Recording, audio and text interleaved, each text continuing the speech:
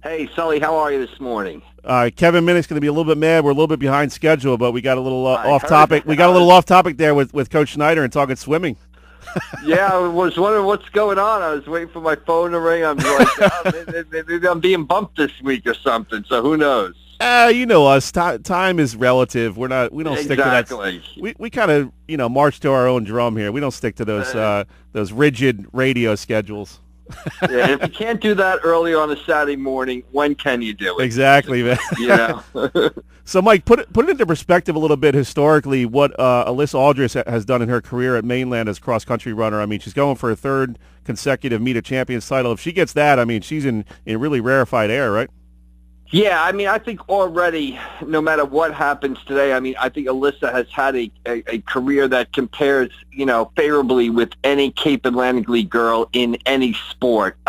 She has won 3 straight state championships, and now today she goes for her 3rd straight cross-country Meet of Champions title, 11 a.m. up there at Homedale. Only 3 other girls in New Jersey history have won 3 MOCs in a row, and the last one to do it was in 1991, and that just gives you an indication of how difficult it is.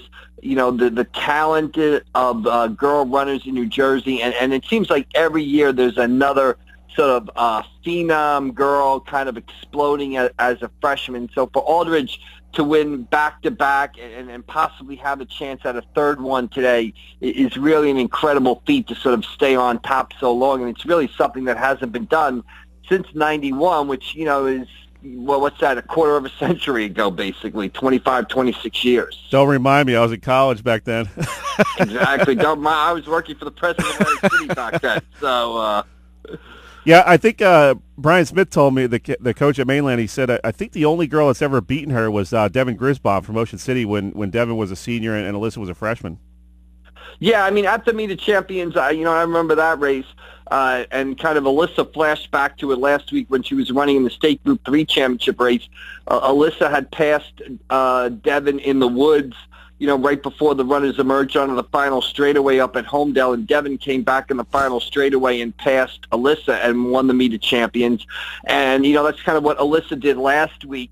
Monica Hebner passed her in the Monica Hebner of Northern Highlands passed her in the woods right before the final straightaway. But Aldridge was able to outsprint her in the last 100 yards. She ran the 3.1-mile race in 18:18, and Hebner won in finished second in 18:20.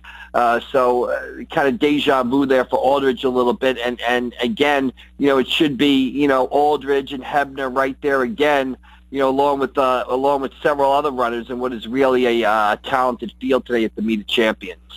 Like, where do you think she stacks up in South Jersey history? I mean, she's got to be up there with girls like Sedbury and Toro.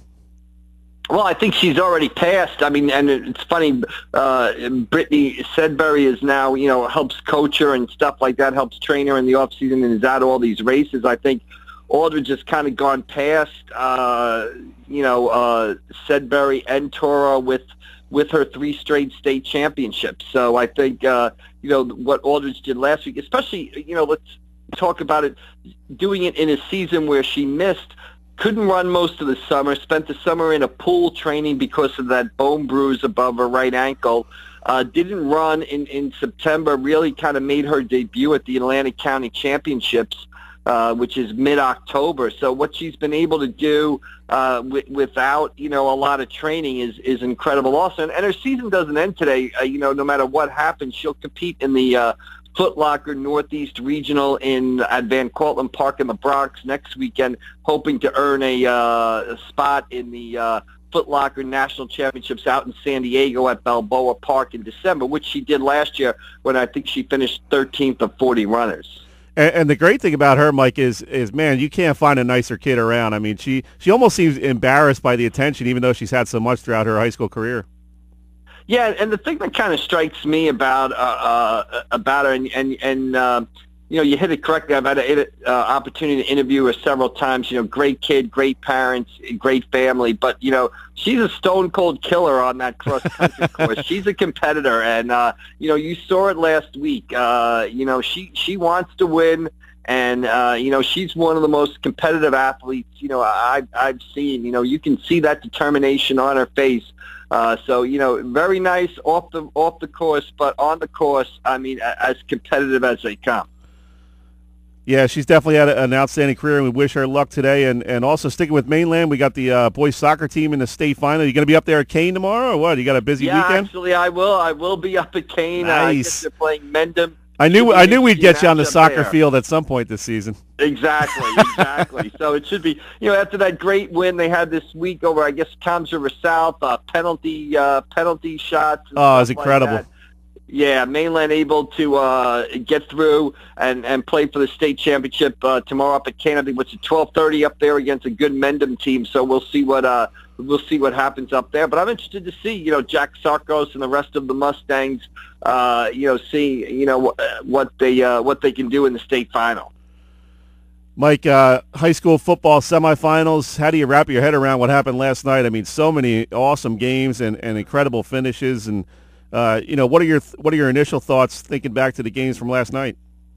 Well, I think a couple things stand out. I think, first of all, I think you hit it there. I think you got heartbreak on the Holy Spirit and Millville side. I mean, Holy Spirit for the second year in a row loses in crushing fashion to Mater Day. Last year was the hook and ladder. I'd like to say hook and ladder. Because the kids say have never seen a hook and ladder fire truck, so they don't know what it was. They call it a hook and ladder rope, but I call it a hook and ladder. It was a hook and ladder play last year. That's a sideline. That's a sideline debate that's going to rage for years to come. Exactly. Kids, they don't know the hook and ladder. When it came around the corner, the back of the fire truck swung way out, just like the hook and ladder. That's why it's a hook and ladder. But the Madden generation calls it the hook and ladder. So we'll go with that.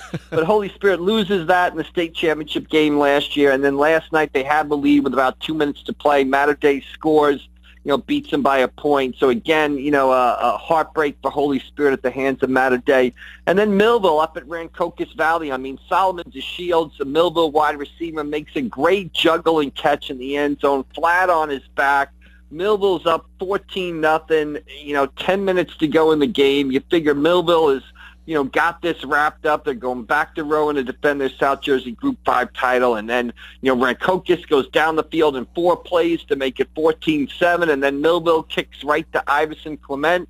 And he pulls off an electrifying punt return for a touchdown. It's 14-13, fake extra point, and, 2-point conversion, and Millville loses 15-14. So tough loss for Millville. The lesson there to me is just, South Jersey Group 5 is so tough, filled with so many talented football players. It's tough to repeat in South Jersey Group 5. And, like Dennis Thomas, the Millville coach, said after the game, Iverson Clement just made a hell of a punt return. I mean, Millville had him at midfield. They had wrapped him up at about the 45, 50-yard line, and he just broke through about 3 or 4 tackles, cut to the outside, down the sideline, and dove across the goal line. And when he dove, Millville's hopes of defending their title, kind of vanquished right there.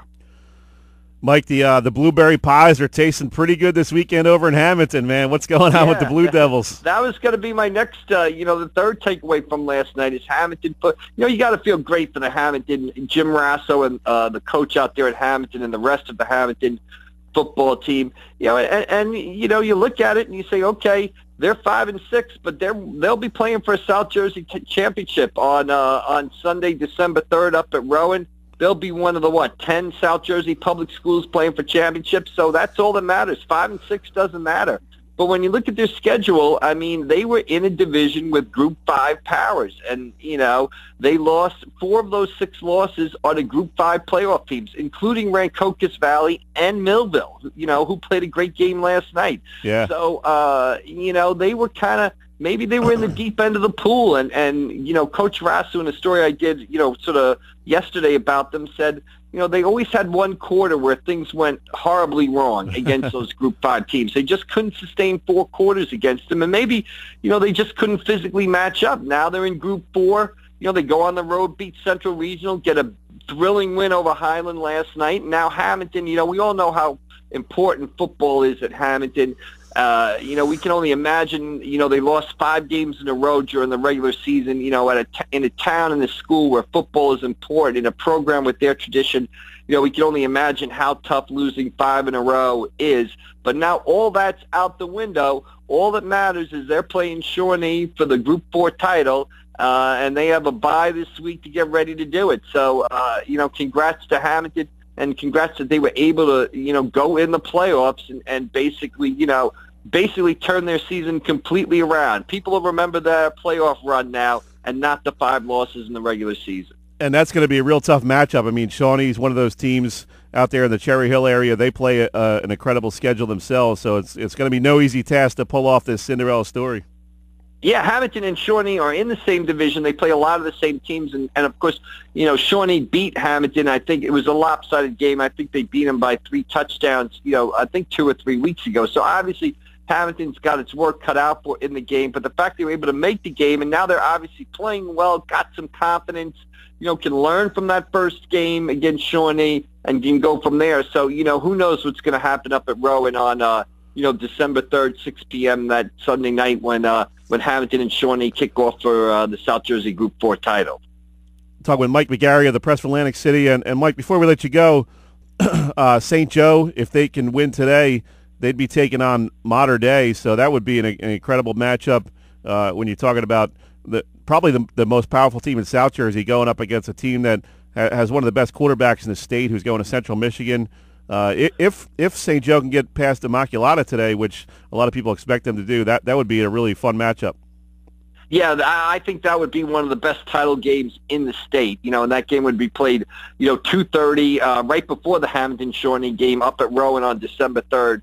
I think St. Joe, with the combination of Jada Byers and Quasin Townsend, and that front 4 up front, Sincere Tapp, Lomax, Sean Morris, Wisdom, Quashi Wisdom. I think St. Joe, Angelo Vocalist, the freshman linebacker, I think St. Joe, top seed in that group would be the favorite to knock off Immaculata today. And like you said, that would be a tremendous game. Last year, there were people wondered, were there some cracks in the St. Joe program. They went up to Mater Dei in the semifinals, and Mater Dei beat them 27-0. It was a very un-St. Joe-like performance. Mater Dei kind of physically handled St. Joe in that game. So if St. Joe gets past Immaculata, for those 2 schools to meet again in the championship game, to me would be one of the must-see championship games of that weekend. And, I would say this, that, I don't know who would win that game if St. Joe gets to it, but I do know this, that Mater Dei would be facing a quote-unquote the real St. Joe this year. Kind of last year, it seems weird to say a team that reached the state semifinals had a down year, but they did, and Mater Dei would be facing a completely different St. Joe team this year. So that's a game, if St. Joe can get by Immaculata today out at Hamilton, great game between St. Joe and Mater Dei setting up for that, December 3rd Sunday out at Rowan, and one of the must-see games of championship weekend. Now, Mike, before we let you go, can we fire up a local fan base and announce where you're going to be on Thanksgiving? Or are you going to keep that secret? No, I will actually be at Millville, Vineland. Oh, nice. To see that game again, and obviously, one of the things last night, a reporter, not me, asked Dennis Thomas after the game, what are your reflections on the season? And Coach Thomas said, well, the season's not over. And, Millville, Vineland, both teams kind of lost in the playoffs. The season hasn't ended the way they want to, but, that's, the 12th oldest rivalry in the country. They started playing 30 years after the Civil War ended. So, that's a must-win game for both those teams. So I'll be headed out to Millville to watch Millville and Vineland play on Thanksgiving. But I think like the 24th or 25th day of Thanksgiving football, year of Thanksgiving football I've covered, so which kind of scares me in itself. So good stuff as always, Mike. We appreciate it, and we'll catch up with you next weekend and talk about some of these Thanksgiving games and rivalries. All right, Sully. See you down the road. Thanks for a few. Have a good one, man. Thanks. See you later. Bye. That was Mike McGarry, the Press for Atlantic City. We're going to